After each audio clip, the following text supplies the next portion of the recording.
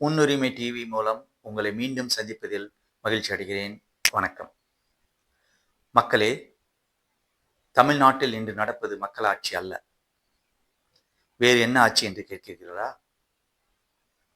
தமிழ்நாட்டில் இன்று நடப்பது முடியாட்சி, மன்னராட்சி.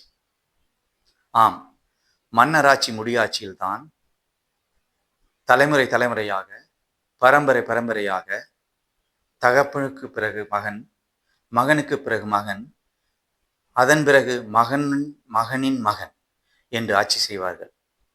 அது அல்லவா நடக்கிறது இன்று தமிழ்நாட்டில். அது மக்களாட்சியா? மக்களே, உங்களை ஆளும் தலைவனை தேர்ந்தெடுப்பது உங்கள் உரிமை. அதை என்றும் விட்டுக் கொடுக்காதீர்கள். இப்பொழுது ஒரு வீடியோவை பாருங்கள். இந்த மின்சார பொருட்களையும் நீங்க போய் வாங்கிக்கலாம்.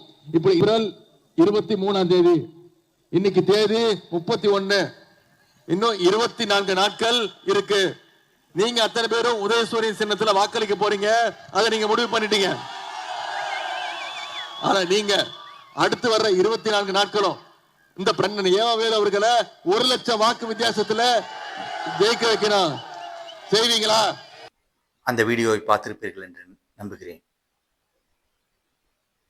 உங்களால் தேர்ந்தெடுக்கப்படாத ஒரு தலைவன் அரசியலில் மிகவும் அனுபவமுள்ள ஒரு அரசியல்வாதியை எவ்வாறு அறிமுகப்படுத்துகிறார் என்று.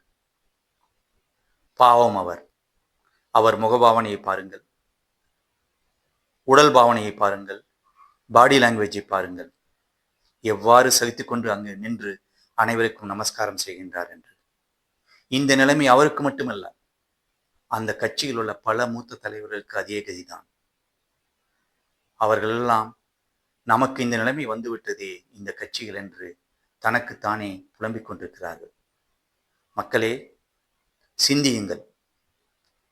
ஒரு கட்சிக்கு மிகவும் முக்கியம் மக்களால் தேர்ந்தெடுக்கப்பட்ட தலைவன்.